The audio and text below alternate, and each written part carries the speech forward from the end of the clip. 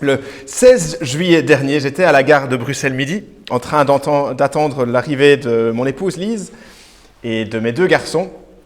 Et ils revenaient en voyage en Eurostar, après avoir passé 6 nuits à l'étranger pour voir la famille. Et c'était merveilleux de pouvoir se retrouver.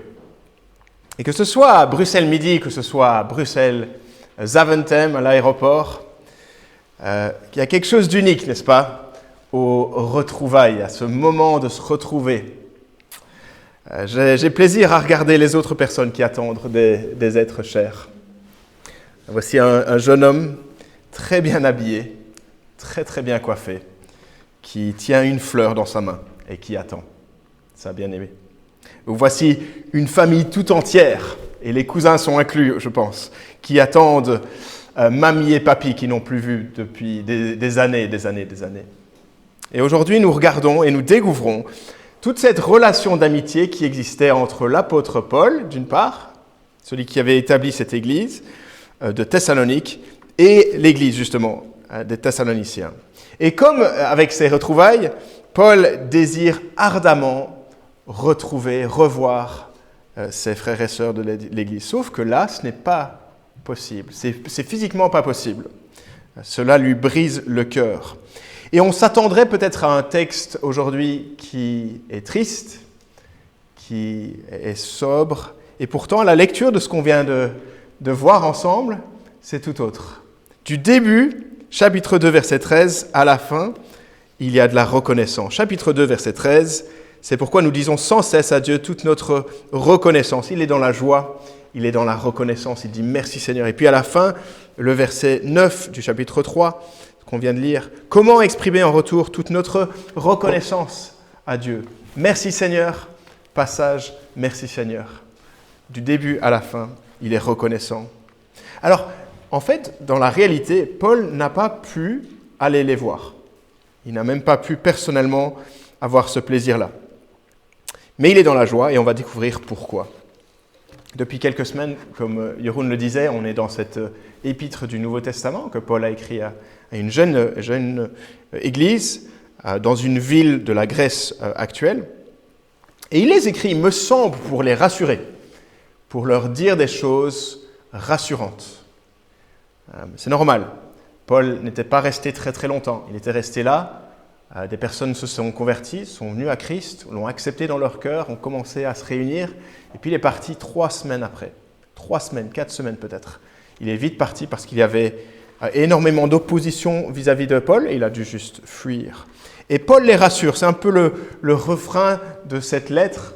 Vous le savez, il le dit souvent. Vous le savez cela, vous savez cela. Il les rassure. C'est un ton rassurant. Et il y a dans cette première moitié de la lettre, chapitre 1 à 3, il n'y a rien de nouveau, je pense, qu'il n'ait pas déjà dit aux Thessaloniciens quand il était avec eux. Il leur dit en fait, voici la foi authentique en Jésus, et vous le savez, restez-y. Et voici une église qui tient au Seigneur. Vous le savez, mais restez-y. Et voici comment nous sommes comportés envers vous. Et vous le savez, et restez attachés à cette parole. Vous connaissez peut-être le principe du fil à plomb. Je parlais avec 2 de l'église tout à l'heure. Ce fil attaché à une masse pointue, c'est très ancien en fait, qui reflète, j'imagine, qui exploite le principe de la gravité, la force. En maçonnerie, c'est vérifier en fait que le mur que tu vas construire va être juste et ne va pas être dévié par quelques centimètres. Et puis sur 100 mètres, ça fait trop. Donc il faut ce fil à plomb. Cette lettre aux Thessaloniciens est un petit peu comme un fil à plomb pour nous. Nous pouvons nous mesurer en tant qu'Église ici à l'Église Emmanuel Trebec vis-à-vis de ce que la Bible dit. Est-ce que nous sommes en décalage? Est-ce qu'on a beaucoup de chemin à faire? Est-ce que nous sommes sur le droit chemin? Parce que nous voulons être une Église qui est construite sur les fondations de Jésus-Christ, qui il est, et vivre cela pleinement. Eh bien, jusque-là, on a vu que les Thessaloniciens avaient une foi authentique. Dans le chapitre 1, on voyait cela. Ils ont une foi authentique.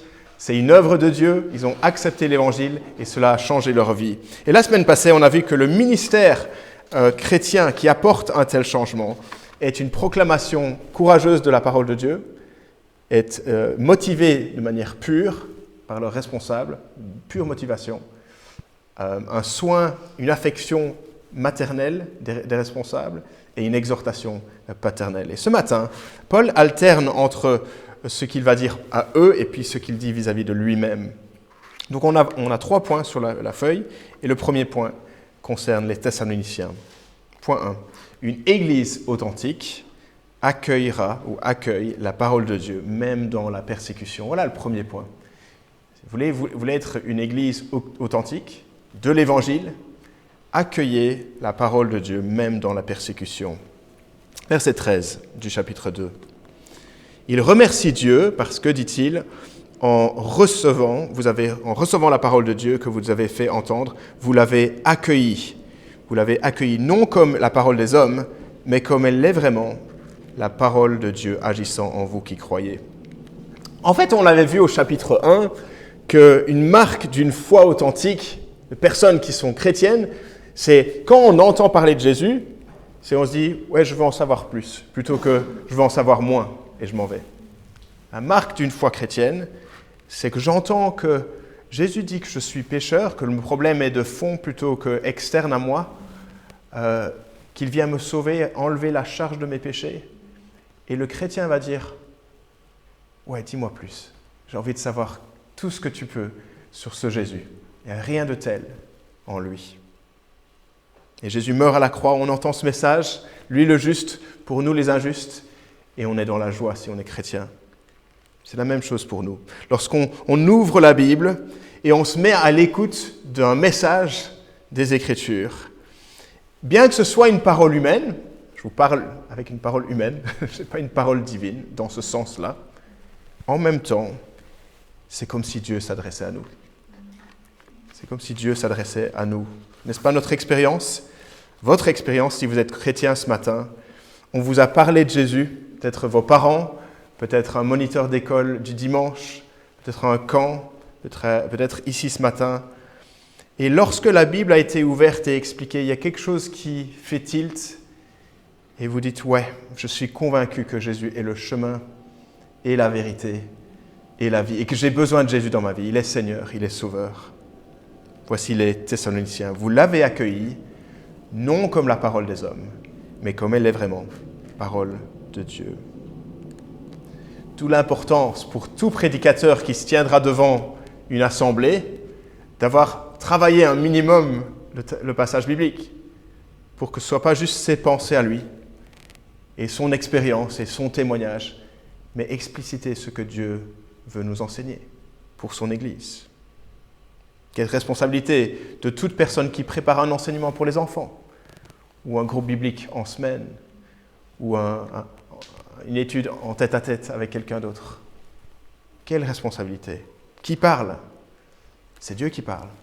C'est Dieu qui parle. Une église fidèle, c'est une église qui se soumet à la parole de Dieu, qui dit à Dieu, « J'écoute, Seigneur, enseigne-moi, je me soumets à toi. » Une église authentique sera une église qui encourage une bonne écoute de la parole de Dieu. Un chrétien authentique voudra éteindre les distractions sonores et technologiques pour pouvoir se concentrer sur la parole de Dieu, n'est-ce pas? Pourquoi est-ce important? Eh bien, verset 13, parce que cette parole est agissante en vous qui croyez.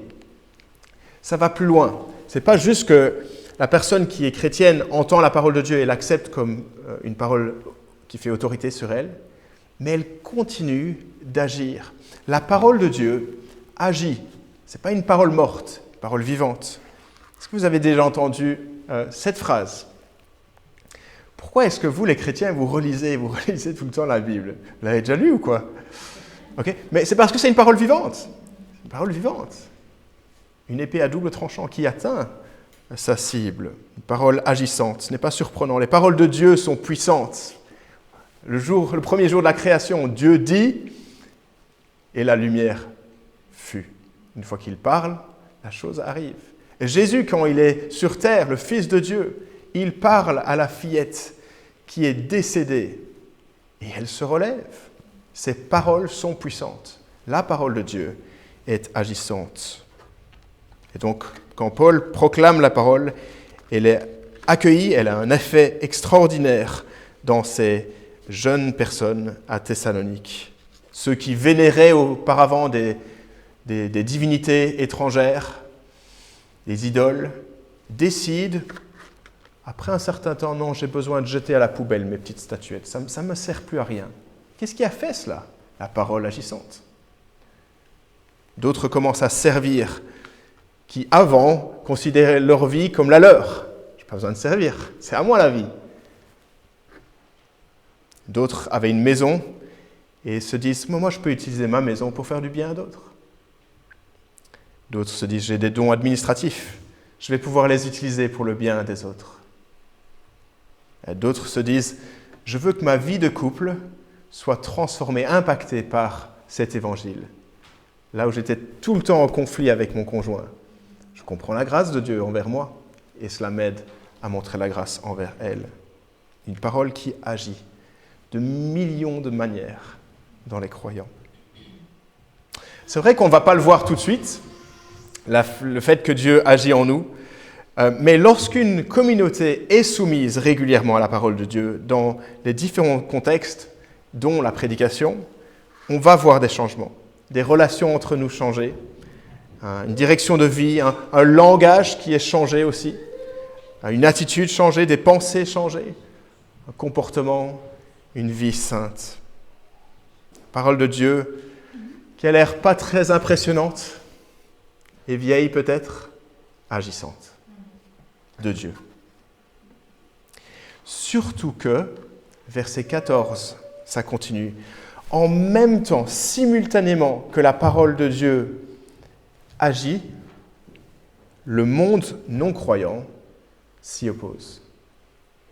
Simultanément que Dieu travaille en nous par sa parole, le monde s'y oppose. Ce n'est pas surprenant que le monde s'oppose à Jésus-Christ. Le monde déteste sa parole. Jésus-Christ qui est l'unique sauveur, celui qui est Seigneur ayant toute autorité, tout pouvoir, celui devant qui on donne des comptes. Le monde n'a pas envie d'entendre ce message. De fait, verset 14, vous êtes devenus des imitateurs des églises qui sont en Jésus-Christ, parce que vous aussi, vous avez enduré de la part de vos propres compatriotes les mêmes souffrances.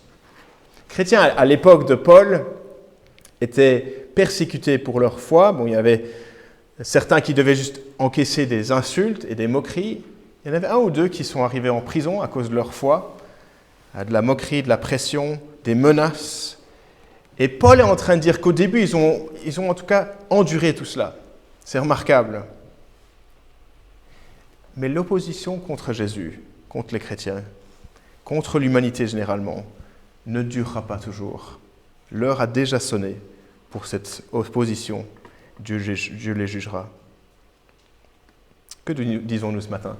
Que l'Église authentique entend la parole de Dieu qui agit en eux et nous équipe pour pouvoir tenir contre toute opposition qui se met contre Jésus. C'est le cas en fait à travers toute l'histoire de l'Église. Il y a toujours ces deux situations simultanées. Accueil de la parole de Dieu des chrétiens et opposition, quelque part. Parfois plus, parfois moins, parfois différente. Une opposition parfois qui, par exemple en Corée du Nord aujourd'hui, il est interdit d'avoir une Bible à la maison. Opposition qui, il y a quelques siècles, certains soi-disant chrétiens imposaient leurs enseignements dans l'Église en latin et personne ne comprenait. Ça, c'est une certaine opposition à l'Évangile. Opposition sous beaucoup de formes, ceux qui veulent stopper l'œuvre de l'Évangile, qui se moquent de Jésus-Christ, ouvertement ou intérieurement, qui ridiculisent les enseignements bibliques, car, dit-il, ce n'est pas compatible à aujourd'hui. Les deux vont de pair. Église fidèle qui tient à la parole de Dieu agissante en eux et en même temps une opposition à Jésus-Christ. Et alors, que fait Paul pour les aider? Point 2, que fait Paul? Eh bien, un serviteur de l'Évangile authentique se préoccupe profondément de l'Église. Et on est dans les versets 17 à 3, 5 pour ce point. Et au verset 17, on a ce changement de vitesse où Paul dit « Quant à nous ». Donc il va commencer à parler de lui-même à partir de maintenant.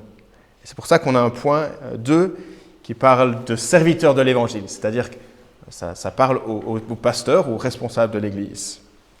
Et donc si on tire, vous connaissez l'illustration, mais si vous tirez sur l'élastique, ça va s'étirer, c'est bien. Si vous tirez beaucoup de fois, eh bien, ça va casser. Et Paul est en train de voir ces Thessaloniciens et de penser à eux et de leur persécution, et en train de se dire, est-ce que ça va casser ? J'ai pas de nouvelles. Est-ce que ça va durer ? Et Paul est en train de craindre qu'au final, tout ce travail qu'il avait investi, ce soit pour rien. L'Église se referme. Quelle tristesse. Et il veut faire quelque chose, verset 3. Il veut faire quelque chose afin que personne ne soit ébranlé. Il ne veut pas perdre des gens. Il veut qu'ils soient encore à Christ. Et donc il se dit, ok, qu'est-ce que je peux faire ? Je peux aller là-bas, je vais tout mettre en œuvre pour y aller. Et il met en place des tickets de train ou tout ce que vous voulez pour y aller. Et pourtant, ça ne marche pas. L'opposition ne provient pas simplement de personnes qui veulent s'opposer à Jésus-Christ, mais de Satan lui-même. La Bible parle ouvertement d'un personnage céleste qui est le diable, Satan, opposé à Dieu, puissant, mais pas plus puissant que Dieu. Et alors que Paul planifie ses visites, verset 18, Satan s'interpose. On ne sait pas exactement ce que ça veut dire. Satan s'oppose et stoppe la visite de Paul. On ne sait pas ce qui s'est passé. Paul aurait pu dire c'était de la malchance. Paul aurait pu dire c'était la faute à Dieu, Dieu a fermé cette porte. Paul aurait pu dire toutes sortes de choses, mais il attribue cela à Satan, qui s'oppose au fait de revoir ces chrétiens. Satan veut détruire la foi. Satan veut détruire l'Église. S'il est capable de le faire, il le ferait. Et Paul est désespéré, il veut les encourager. Et lui, Paul, à distance, ne sait pas comment ils vont. Et ils n'ont pas la technologie actuelle pour pouvoir avoir ce contact. Et donc, n'y tenons plus. 2 fois il dit ça, chapitre 3, verset 1. C'est pourquoi n'y tenons plus. Verset 5, c'est pourquoi n'y tenons plus. Il n'arrive plus, il est désespéré. Et donc il envoie Timothée, son camarade, à sa place. C'était la meilleure option. Vous voyez à quel point Paul est en train de se soucier de ces chrétiens. Il se préoccupe profondément pour eux, pour leur bien-être. Alors si je vous disais, à vous qui êtes en Jésus-Christ, qui est votre espérance ? Qui est votre joie ? Qui est votre couronne de gloire ? Je pense que vous allez me dire, c'est Jésus, n'est-ce pas ? Paul dit, tout cela s'applique aux Thessaloniciens. Paul va utiliser ces expressions au verset 19. C'est vous, ma joie, ma couronne et ma gloire. Vous voyez la quantité d'amour que Paul a pour ces chrétiens. Elle est grande, est incroyable. Il veut leur progrès, il veut les soutenir. Voilà notre point. Le serviteur de l'Évangile souffrira profondément de l'Église. Permettez-moi de parler à ceux qui ont une responsabilité pastorale dans cette Église. Peut-être vous dirigez un groupe de maison dans la semaine, ou vous occupez des enfants, ou vous donnez un message à un certain moment pour un autre contexte. Dieu vous appelle à vous soucier profondément pour les autres que vous servez. Ne pensez pas de manière naïve que tout ira bien. Non, priez pour ces personnes. Encouragez-les. Satan veut décourager et détruire l'œuvre de Dieu. Il existe, il sème le mal, et il veut persuader quelqu'un de perdre confiance en Jésus-Christ, de se distancer de l'Église, et les circonstances difficiles de la vie peuvent amener cela facilement. Et Dieu reste fidèle. Nous nous attachons à sa parole puissante qui agit en nous, et il nous gardera. Et l'une des manières dont Dieu emploie cela, c'est des responsables qui sont soucieux de l'Assemblée, de bons modèles qui encouragent, qui enseignent, qui prient et qui encouragent et se préoccupe. Je rends grâce vraiment à cette Église de ce que je vois, que lorsque nous sommes découragés ou dans le besoin, dans la détresse et dans l'épreuve, il y a beaucoup de soutien mutuel qui se passe. Peut-être pas à grande échelle, mais des petites choses ordinaires. C'est une belle chose. Pensez au fil à plomb, des serviteurs de l'Évangile qui se soucient profondément de l'Église. Si ça c'est le cas, gloire à Dieu, remercions-le. Peut-être que certains pourraient prier spontanément pour d'autres personnes à la fin d'une réunion comme ceci. Je pense à un ami qui, entre l'âge de 21 et 25 ans, lorsque j'avais cet âge-là, prenait le petit déjeuner avec moi une fois par semaine pour juste s'assurer que ça allait bien. Et on priait ensemble. Je peux repenser à un couple beaucoup plus âgé qui était comme des parents pour moi aussi à une autre époque de ma vie, quand je commençais mon premier job rémunéré en fait. Et leur souci, leur amour, leur soin, quelle grâce de la part de Dieu. Mais qu'en est-il de Timothée quand il reviendra pour dire à Paul ce qui s'est passé? Troisième point. Un serviteur de l'Évangile authentique se réjouit lorsque l'Église tient ferme dans le Seigneur. Un serviteur de l'Évangile authentique se réjouit lorsque l'Église tient ferme dans le Seigneur, versets 6 à 10. Vous connaissez la définition du soulagement. Le soulagement, c'est un sentiment de bonheur que quelque chose de désagréable ne s'est pas produit, ou au moins c'est terminé. Et ici, nous voyons toute la joie et tout le soulagement de l'apôtre Paul. Verset 6, lisons ensemble. « Mais Timothée, verset 6, vient de nous arriver de chez vous, et il nous a donné de bonnes nouvelles de votre foi et de votre amour. Il nous a dit que vous avez toujours de nous un bon souvenir, que vous désirez nous revoir autant que nous le désirons aussi. C'est pourquoi, frères et sœurs, dans nos angoisses et nos épreuves, nous avons été encouragés à votre sujet par votre foi. En effet, maintenant nous vivons. Maintenant on vit, puisque vous tenez ferme dans le Seigneur. » La joie de Paul est liée à la foi persévérante des Thessaloniciens. Ils sont en train de tenir fermement au Seigneur. Quelle joie! Quelle grande joie! Et nous pouvons dire, en fait, que les grandes craintes que Paul avait ne se sont pas réalisées. Paul avait beaucoup de craintes que Satan aurait réussi à les décourager suffisamment, que la persécution aurait un tel impact sur leur vie qu'ils auraient lâché prise sur Jésus. Moi, je m'en fiche, je m'en vais. Non, soulagé.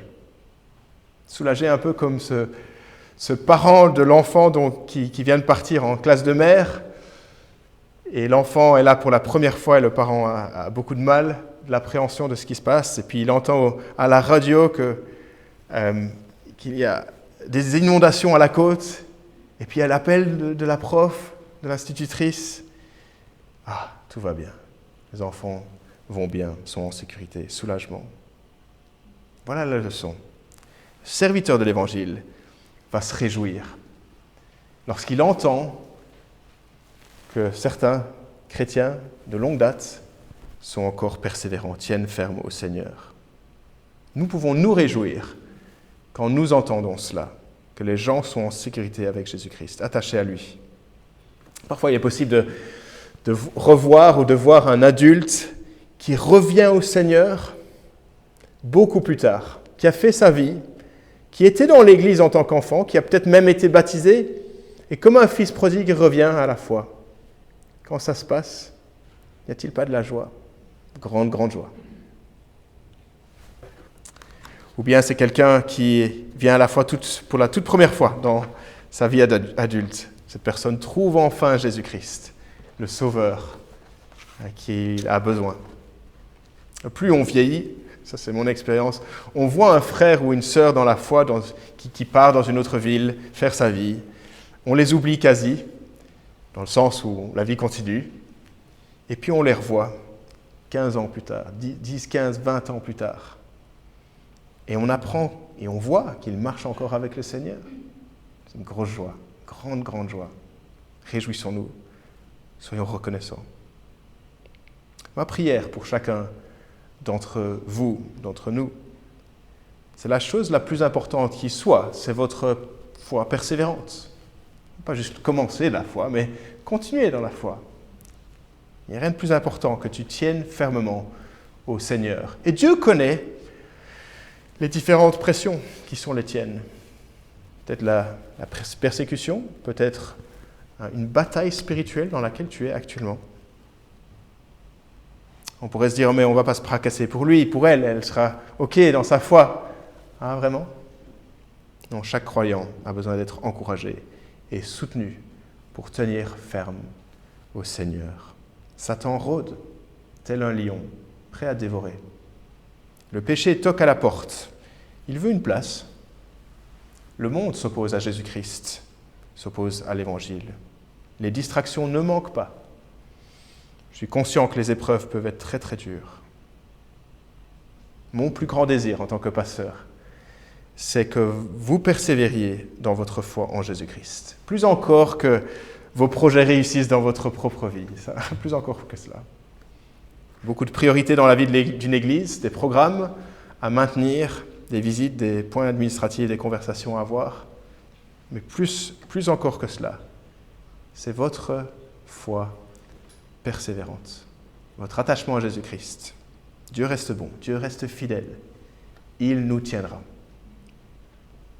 Peut-être vous pourriez prier pour nous, que nous puissions tous être persévérants, quelle que soit la vie d'église, et voilà, certains vont déménager dans quelques années, mais qu'on reste fermement attachés à Jésus-Christ. Qu'est-ce que nous avons vu ce matin ? Je vais clore avec ceci. Du début à la fin, reconnaissance. Reconnaissance pour cette église de Thessalonique qui s'est tournée vers Dieu, qui a entendu la parole de Dieu comme venant de Dieu, pas simplement des hommes, qui est agissante en eux, même dans la difficulté. Et Paul qui explicite son ministère, il se préoccupe de la foi de l'Assemblée. Il est investi, il réfléchit, il prie, il encourage, il exhorte. Et donc si nous voyons ces éléments chez nous, fil à plomb, remercions Dieu. Si nous ne les voyons pas assez, travaillons-y. Dites merci Seigneur quand vous voyez ces choses. Que cela soit visible chez nous, que cela reste le cas. Revenez la semaine prochaine, nous allons réfléchir à comment une église en bonne santé peut-elle progresser et grandir. Mais prions ensemble pour terminer.